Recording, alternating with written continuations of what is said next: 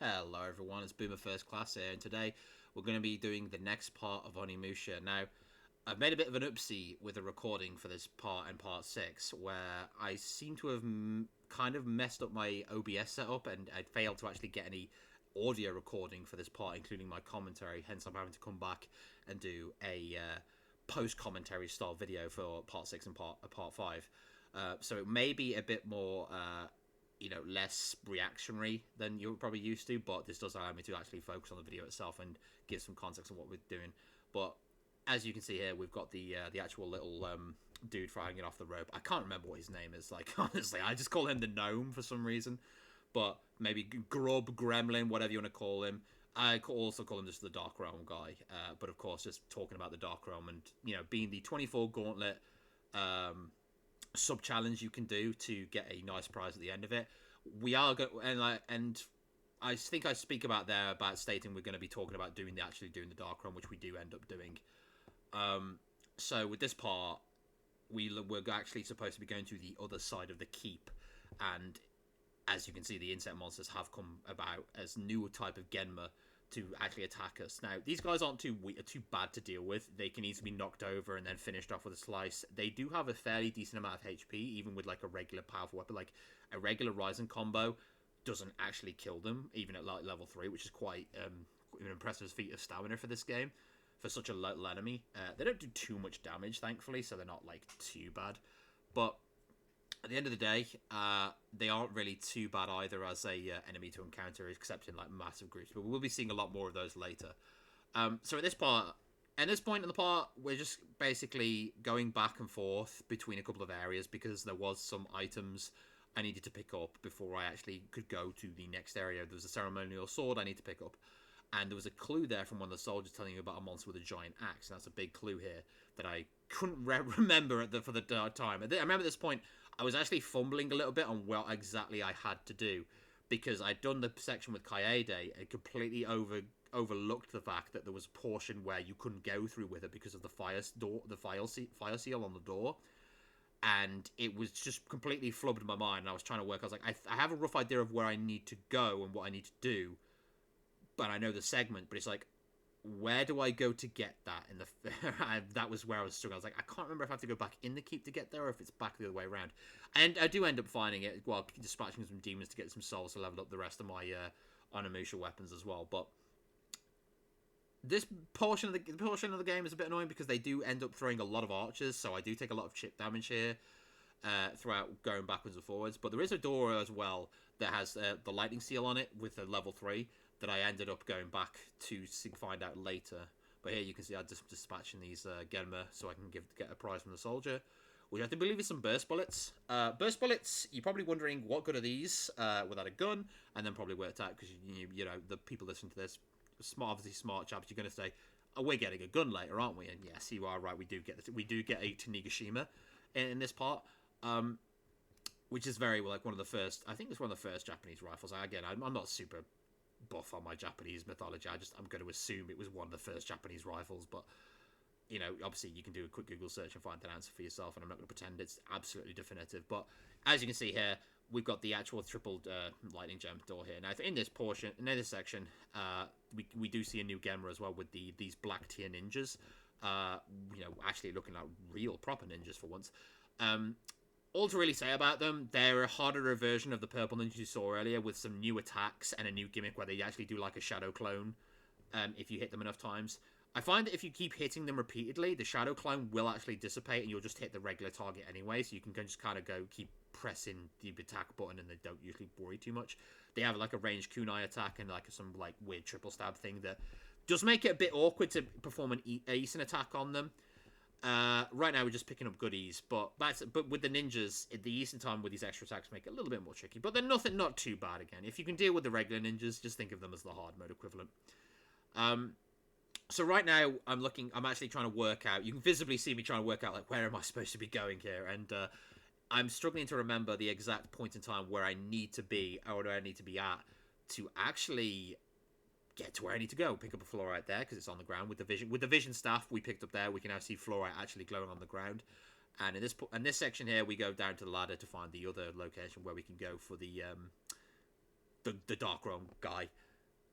did a quick Google search on that, by the way. The Dark Realm entrance is, this one and the one in the Keep, but the Dark Realm is exactly the same. So for Onimusha, in Genma Onimusha, the Xbox version, there actually was two different Dark Realms. One giving you a secret key, and the other giving you the Bishamon Ocarina, which you'll find out later on in Part 7, where where past me will show you the Dark Realm and where you actually get to it. But overall, the Dark Realms are the same in both games, really. One's just an easier version, and then you've got two separate Dark Realms, but it's still the same of go through floors, kill enemies, rinse and repeat until you win. But through this, you can see me having a bit of trouble with the ninjas here. Again, with the archers as well. This is a rather annoying segment where they really do pump up the enemy number difficulty. A lot of the harder elite enemies start popping up more frequently because they want to make sure you're getting as many souls as you can in order to get your gems up. Because at this point, in a first-time playthrough, you might be considering to level up your weapons to do more damage. You may not be leveling up your gems as fast as you should be. But in further playthroughs, this is an issue. But earlier on, especially in your first playthrough, gems may not seem as important as they are, but because of the locks being very aggressively high-tiered now, they're like level 3s, level 3s and 2s, mainly for the wind gem being level 2s rising, and the fire and lightning gem are usually going to be level 3. Beautiful leasing from myself there, if I do say so myself. The general consensus is that you always level up your gems to avoid having to grind at this point. Otherwise, you are going to be sitting there dashing backwards and forward, killing a lot of these elite enemies. But thankfully, I think the devs acknowledged that and said, right, we need to give them a lot of enemies around and to give them a lot of opportunities to get souls to increase those orbs if they haven't maxed them already. Yet that demon soldier was just a casualty of war. It's an interesting, real sort of scenario, this, because I kind of came back here and I remember commenting that despite all the enemies being super difficult, they're still using the regular soldiers here as an actual enemy, which is I found very, very perplexing. But heyo. So I think I run back into the keep here because I am struggling a little bit on what I need to do, but also I think to replenish my magic, because there is an easy magic fountain here, which, free kill on this guy. I ignore the archers, except that guy because he's in my way, because, it's more annoying just to go into the menu to swap weapon than actually, deal with them. So I just go through it and just say, they can have the souls. Save my game here, do some enhancing as well. Because I wanted to level up Ryzen. Because I noticed a lot of playthroughs in Onimusha when I was watching other people play this game that most people tend to use the Onryu a lot. I think because it does the most damage, it has big wide swings, it's very easy to use. So I've always liked the Ryzen sword the most because it's that nice balanced ground where it does good damage, but it's like quick strikes, but it doesn't feel like it's a wet noodle like the Shippu does. So I end up maxing the Ryzen here, then moving on to the Onryu because I do end up using the Onryu blade a little bit in some situations, but overall, one good thing about this game is that if you like any of the weapons more than the others, you can just stick to using that weapon for the regular combat because the Eason doesn't change. The attack string changes, but it's based on whether you want balance, speed, or power. The simple triangle sort of format.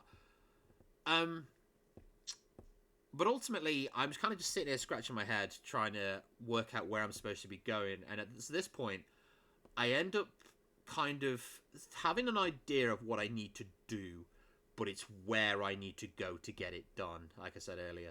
And with the ninjas also causing a distraction as well, I think at this point I'm getting to a point now where I'm fighting the ninjas trying to get souls just so I can upgrade my weapons, but also thinking, there's some door I've missed, and I thought it was the lightning door initially, but what I realized later is that, again, with the portion with Kaede, there's the fire seal door, which I don't twig until a bit later. This is where I finally realized that, okay, I'm missing something here, and see the ceremonial door. But I think what kind of twigs me off on this is that I speak to the soldier from earlier and put this two together. It's like, right, I need to kill some ogre demon because axe demons, there's only one demon in the game that uses axe. And I heard that Mr. Yoshitatsu's treasures own the Great Wolf Fall. There's a hint for a piece of treasure you can get later on, as you say. Now, perfect timing on the pause there. I paused just as the ninja started to attack me there, hence was that weird shadow texture on the glitch there. But overall, I think it's one of the situations where I don't remember this part of the game that much, and I struggled to just get that last piece of information. I know I need to go somewhere on the other side of the castle because I can't get through the side. There's nothing in the keep, So it has to be on this side, but what am I missing? And I wasn't going to go through until I was 100% sure. See, you can see me look at the map here, and I'm thinking, oh, I have to go in the keep, surely. But then I think I'm convincing myself, like, no, hang on, there's nothing in the keep. Like, the keep's empty. Like, I've done it all. And to further clarify, if you do end up going back into the keep and try and go further in, because the demon door has been raised, it's obliterated most of the keep. So you actually can't go back in, which means there's a lot of missable stuff if you haven't gone back to get it.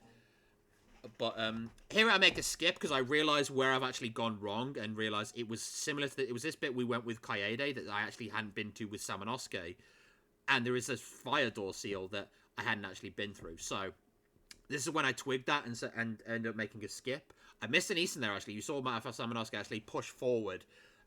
Because you have to still press the attack button, even if you deflect Eason a monster, because I wasn't really prepared to do that with these guys, because I thought, just lightning slash them easy enough to do. But I did actually Eason that one guy and didn't capitalize on it, which was a bit disappointing when it happened. But hey-o, it is what it is. I do like those fighting those blue generals a lot more than the red dudes, though, if I have to say, because they are easier to Eason because they don't have the annoying grab that can stop you, that can like break through your block. So deflect Eason attacking them is really good. I mean, there's probably some people saying, like, it's actually critical. It's like, critical Eason, whatever you want to say, it's easy, man. But this is where I finally realized, like, yeah, I'm going the right way because the fire seal door is right there, and I've managed to skip forward, and I've got to the point, and this is where I'm back to where the path was. Sometimes you just need that little reminder, and because the Kaede portion was recorded, like, the day before, I just completely flubbed my memory on that, going, oh, yeah, I need to be back here with Samanosuke later for the fire door. Because I even remember saying it as Kaede, and going, oh yeah, that's where there's a fire door here. That's where I need to go. But long story short, we end up getting to where we go. Of course we do, because we're skipping ahead because it didn't take me long to remember, thankfully. So I was quite quick on the draw. But yeah, it was just, I think, one of those moments where I knew the boss fight coming up was coming up. It's just, again, it's weird that there's just this one little portion that you have to completely ignore with Samanosuke, except for this one room. So it's a bit of a weirdly situated, if I have to say. You can get all four of those demons in that little trolley section if you want, but I just end up just chopping it immediately, killing the three, and then killing the other one with a regular combat. It's whatever. Pick up the fluorite, because at this point I'm seeing bright, like, glowing jewels all over the place and thinking, oh, it's a free item, but forgetting that, I've got the vision staff now. I completely forgot until, like, a bit later that I got the vision staff, so now I can see the glowing rocks. And this is so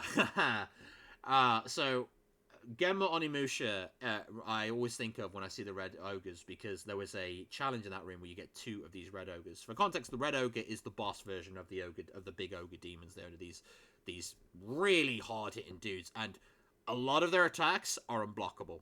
And in fact, I think every one of their attacks is unblockable, and they hit really fucking hard. They're probably one of the hardest enemies in Onimusha, to be honest. And I don't believe you can Eason them because they are considered a boss enemy. So I get an Eason on the first one, try it on the second one, but I think to myself, you know what, they're quite cornered up, so let's just swap to Arashi, because Arashi can pretty much kill these both in, like, one hit. And that's what makes Samanosuke very powerful, the enemies, because, your demon magic, your Onimusha magic is so valuable in these sort of situations where the odds are against you, because this is a very big difficulty spike. Because you just hear about the one dude with the X, and then they just drop this on you, and it's like, wow, okay, where did this come from? And the game doesn't really make a big song and deal about it, because every boss usually has some sort of cutscene where they are like, they have a big drawback or foreshadowing. This guy just comes out of nowhere. It's like, oh yeah, I'm a boss.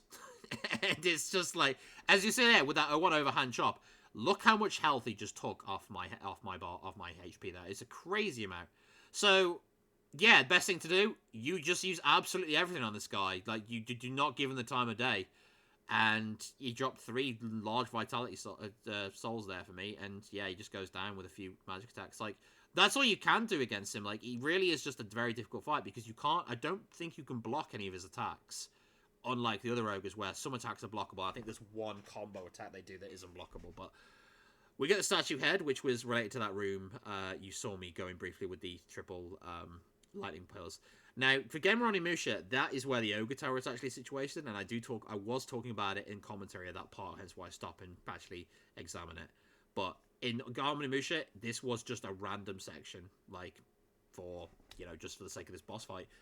But it is actually where the Ogre Tower is situated in Genma Onimusha, which is like another version of the Dark Realm in a weird way. It's another Gauntlet style mission where you get a fancy piece of armor called the Ogre Armor, which is just ceremony. It's like ceremonial samurai armor, you know, the really cool stuff where it's situated down on somebody. It looks awesome, but in actual motion, when someone uses it, he just looks so hilarious. If you want to see a good, I think I mentioned this in one of the parts, but where I was making commentary, but of course with no audio. I think I was at this point I mentioned about the Super Gaming Brothers Let's Play of Genma Onimusha, which I do fully recommend you check out. It's one of their older Let's Plays, and it only has 2 of the 3 usual members in it, but it is a great Let's Play, and I love it. It's just got great energy, and because I've never played Genma Onimusha, I learned a lot about it, and it's a beast of a game. That's like original Onimusha was already hard. Genma Onimusha just like turns the difficulty up and kind of like doubles it with like the Barbie doll, like killer Barbie doll. You know, having the Ogre Tower, which has like encounters such as, you know, the double red ogres. It's like, good grief.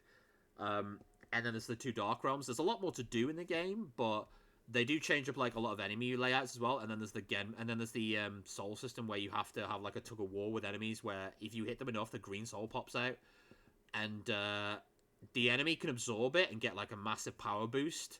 If you absorb it and you get 5, you then basically get like what we didn't have at the time, which is the Onimusha transformation. Basically, you just get like a green aura and just get like invincible and HP recovery.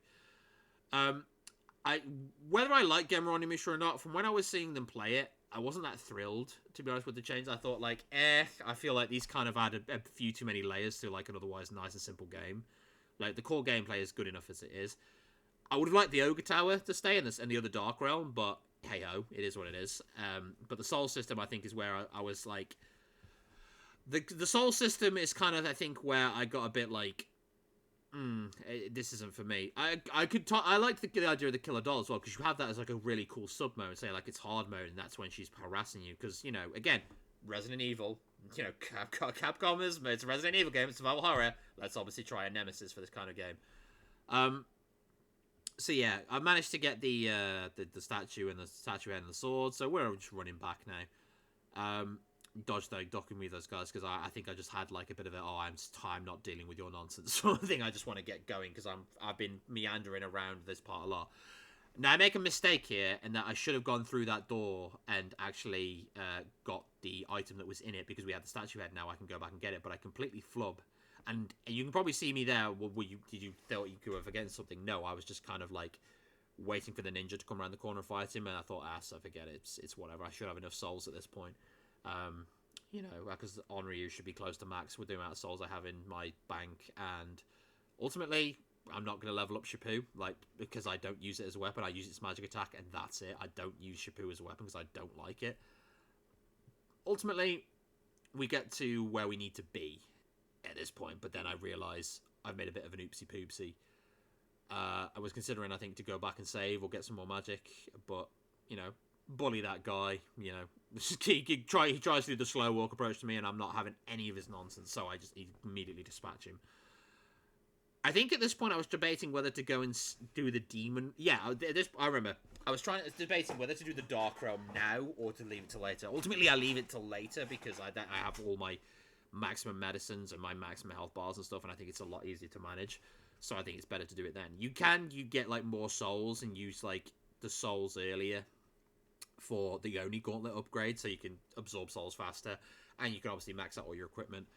But you end up using like a lot of medicine you probably don't have at this point, and I think there's not real much benefit to doing it early. It's like, okay, you get your Oni Gauntlet like max level quickly. All right, cool. It's not that big a deal. So we put the sword in the socket. And it's at this point where I think I'm advising that, I'm advising that I've completely messed something up, and I'm like, right, we've actually missed a room here. I need to go back and put the statue head in. So yeah, we put the statue head in, and this unlocks the gate that you may have saw earlier in the part where he actually crashed down when I tried to enter it, and there's a hidden treasure box behind it. Now, I thought it was a treasure box first, a puzzle treasure box first, so I was trying to say, right, let's get our thinking brains on, but it just opens up, and Yep, there's the matchlock. Oh, sorry, the matchlock, not the Tanigashima. Which I advise in the actual video, but it's very useful for one boss fight later on because it makes it so much faster and smoother to deal with. Otherwise, she's very annoying. Because it's one of those bosses where you have to wait and wait, let her attack, and then you've got to capitalize on a very narrow opening. But with the matchlock and the bow and arrow, you don't have to. You just go to town. But what makes it also annoying is that the difficulty isn't from the boss itself; it's from the minion rush. It's one of those kind of bosses where it's like, oh, okay, you're just gonna throw minion after minion at me, great. Which is very annoying to deal with, like, in any video game. One of my least favorite perks of any video game is when their idea of difficulty is, we're gonna throw minions at you repeatedly. I've never been a massive fan of that, and I've never been something I've ever really enjoyed in a video game, unless the minions are like killable in 2 hits and you have to do them for the part of the boss identity. Then it's like, okay, well, it really has to be done well before I enjoy those kind of bosses, because I'm more of a case of I want a one-on-one fight, and that's where I get the most enjoyment from it. You know, if you want to make a boss hard in an interesting way, using minion rush is never an interesting way of doing it, in my opinion. I mean, this ninja is just kind of like flexing on me right now, like, look what I can do, and I guess I just get mad and just say, all right, I've had enough of your nonsense. So with these doors here, if it says the keyhole is broken, you can't open it with a key. This is actually a job for Kaede. This is something only she can open. Samanosuke will never be able to open it, and that's basically your cue to tell you this is a Kaede section coming up. So advising you guys there at that point was me just saying, like, this is a Kaede room coming up. Don't worry about it, and we unlock this next door now. There's a few goodies are on this side of the keep as well, because obviously this is brand new unexplored territory as well. So I go through here. You see me do the little step back and the dash there because I don't trust the camera snapping and there being like a general or something. So you can see me do a little step back dash there just to make sure. But we have the journal there that talks about what our next objective is, to actually get rid of the seal on the demon door, because again, our main objective is break the seal on the demon door so we can get into the demon world and rescue Yuma, Mario, and Yuki. Now you have to use the bow and arrow here to shoot the rope here. Now, don't be fooled. This is very difficult to get your first try. Like, it's actually stupid I got it on my first try. I don't know how I did it on my first try, to be honest, because the depth perception does not help whatsoever in this game. It's like, because the actual environments are rendered in, like, you know, it's static rendering. It's like we're walking around in an image, essentially. Is the best way I can describe it in this game. And that's actually, anything interactable is like, has an actual tangible model to it. You kind of see that the actual location itself, you can tell that the rope is interactable, but you're like, okay, I'm going to have to shoot an arrow or something to get at it, right? But because of the way Samanosuke is angled, you can't draw a straight line to the arrow because of the way it's rendered. It actually means, like, when Samanosuke fires the arrow, he's not actually firing it straight, like, identically. You can't measure it up. Now, if you could measure it up from a back angle view, you'd be fine, but it's a sideways view, so you can't actually angle it up very well. It means it's very tricky to nail that shot without a lot of trial and error. The fact I got it first time, I think it's just because maybe I've done it that many times. I just nailed it first time, so. But I think I said something like, when I was doing it, I was like, yeah, I'm godlike. Just carried on with my day, but yeah, I was just like, holy moly, how did I do that?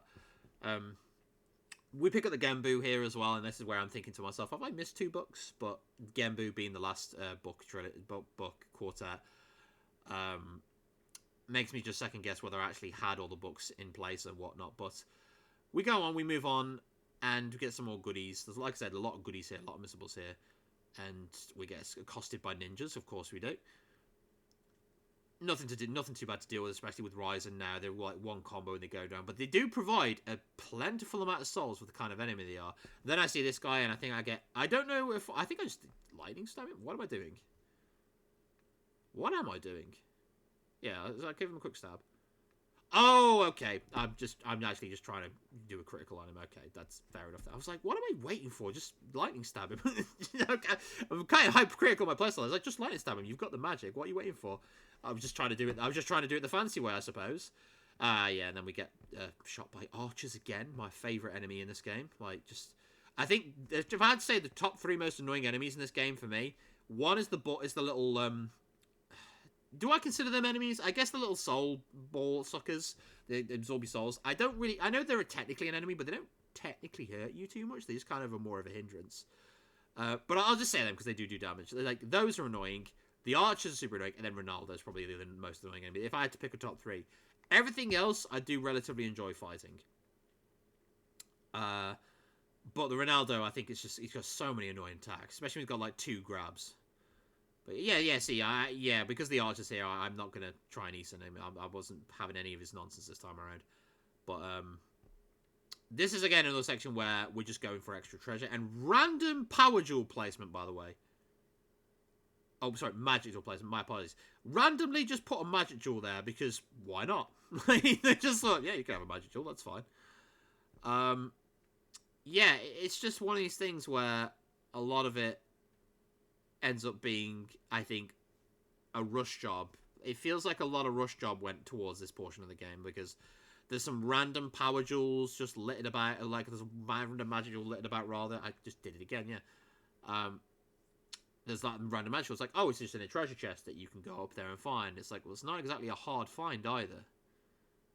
So, you know, why was it just left there? I think the ninjas start kicking my ass a bit here as well. I do remember. I think them giving me quite a lot of grief at this portion of the game, so I'm being quite defensive here because, and yeah, again, the kunai is excuse me, quite deadly against these enemies. But dispatch them, take their souls, and then I pick up the item finally. And again, a power jewel. There's a power jewel and a magic jewel right next to each other. And I'm just like, did you guys just run out of treasure boxes or something to fulfill? Like, they give you a bunch of these books, right? And then I don't think they put enough of those riddle books in. Or I just don't find many of them. But I swear they're so hard to miss because they're usually by a save point, right? And I think there's only like 4 of them in the game. But at this point, they end up just... yeah, in a specific animation with this particular section as well is that if you actually knock the ninjas off the roof, it's an instant kill. One of the few areas in the few areas you can do that, but yeah, it's just random why they put the power jewel and the magic jewel like right next to each other. It's like, okay, well, I guess they thought it was a massive fine for you to do this, but it's like, well, you just ignore the window and go up. But hey ho. If they want to give us the freebies, they give us the freebies. Maybe they thought they'd do it just to give players some extra leeway if they're struggling. I think power jewels actually do bring your rank down, though, as well, from what I understand. Maybe they do, maybe they don't. But I do see some, like, S-rank players say, like, they don't use a single power jewel. I'm like, I wonder why that is. Surely you'd want to make it, like, somewhat easier. But it could be considered a healing item, I suppose, as well. But we get all the goodies from up top, as far as I'm aware. And we're going to go through the door now, just sort of for wind gem. Pretty good piece of the OST here. There's a very tranquil theme coming up, I think, when we get to the lake, where it's very, like... We've had this bombastic themes going on through the game, and then we've had a lot of the creepy, demonic music expected. And then you get to this bit, it's very, like, tranquil and peaceful. It's quite a bit of a punch in the... a bit of a slap in the side, really. A good, like, a great one. I'm grateful for it, but it is... makes it stand out to me, and I do enjoy listening to this piece while I'm playing the game, because it's very different from the actual rest of the soundtrack. And I don't think it's something I actually mentioned enough in the podcast. Like, Onimusha's soundtrack is one of these things where it can easily be discarded, but when you're playing the game, it's actually really atmospheric and does a really good job of settling in the creepy, like, areas of the game quite well. But then there's pieces like this where, you know, it's there's very little demonic influence, so it's more traditional, it's more Japanese themed. You know, like they've got the Japanese instrumentation. I don't know any of them. Again, ignorant Westerner, my apologies. Like, I'm not going to pretend I know things when I clearly don't. But there's a lot more of that instrumentation here that makes it a traditional, like, you know, calm and tranquil backdrop musical piece for the area. Because, again, there's no demonic influence in the map. And that's, I think, a great piece of, like, you know, world design and music blending together. So we have the return of the actual stealth enemies come back, so Samanosuke has to deal with them. But as with Samanosuke and not Kaede, they are a lot easier to deal with. They're not bad to Eason, actually, either. I think the best part about them being, you do have a lot of easy time and tells to see when they're attacking. With the jump up and the overhead slam thing they do. You can hear the audio cue of them popping out the ground, and there's a certain time you can attack them and Eason them. But there's also like the generic slash they do, where if you're not assaulting them, they usually will just be confident enough to attack you, and that's also a great time to Eason them as well. There is a unique Eason you can do with them as well. If they are under the ground waiting to poke their head up, if they appear from the shadows, if they turn off their invisibility and their head's poking out, you can actually perform a finisher on them and it will insta kill them. It's like a special Eason because it gives you the Eason flash as well. But I don't manage to do that in this playthrough because I just think I can just kill them normally quickly anyway, and just Eason them traditionally. So I don't think it's something that you ever need to do. But if you can get away with it, you can do it. You can get away with it. Then obviously, like poggers, like you just get a free kill. Main's like they're kind of like supposed to be one of the more dangerous enemies in the game, but they're not that bad. Like they're really not. And these blue generals, as I said earlier, I found them using the red ones, but I will just zap them immediately on sight usually because they can be a bit of a pace breaker because they do block a lot. So I say, yeah, just hit him with the Ryzen combo and it's easily done. But it's something we haven't seen in a bit. Puzzle treasure box. A lot of different players probably have mileage on whether they enjoy these or not. I quite like them. They're quite interesting little conundrum. I do enjoy some short puzzles. This one is the first one I think where they actually have 9 numbers rather than just have them massively spread across. It's the first one with actually having 9 numbers in a square formation. I think the reward for this one was the reward for this one? I'm trying to remember off the top of my head. I know the game will tell me eventually. I believe it was the piece of armor. I believe it was the last armor for Samanosuke was in this treasure chest because I'm trying to think of where else I would have gotten it. Thinking back on the footage, and I believe this was it. So you can see me here trying to get the cogs whirling because I need to get the 5 up, but get the 5 up, get the 4 up, and you can see me there, like slowly working out. And that's all you need to do. You just need to, to plan your moves in advance. Yeah, as I thought, it's the grey armor. So the grey armor is a little bit of a defense buff. You're still going to take a lot of damage. Don't get me wrong, but this armor was used by the ogres and is very powerful. Back in the days when game developers would try and hide stuff, it's just like, just tell me what it does, like, please, for the sake of my sanity. It's a double-edged sword. It's like the mystery is great because it means you learn stuff, but also, nice season. Well, I also got the bridge. You learn stuff, and there's mystery to stuff. But when you're like trying to use it, like, is this equipment better to use or not? It's like, if you've made it worse, then how am I supposed to know? But then you give me that description, it makes me think it's better. So it's always a bit of a catch-22. It's like the mystery's great because then we learn stuff later on, but then while we're playing, we're just like, well, I don't know what it does, so that's how do I know it's going to be super helpful? Like, yeah, it might be very powerful, but then you take a hit from an enemy, and you're like, oh, it's a slight defense buff, but I wouldn't say it's very powerful. It's a bit of a generic sweeping statement as well. But as we've had like 11 bars of souls, now you see how much soul energy we're getting just from this route as well. We can level up the Onryu. And I'm just talking about here that I'm not upgrading the Shippu because I don't see the need to, as I'm not going to use it as a weapon. So I actually end up deciding to buff up my burst bullet amount for about the boss fight coming up late in a bit.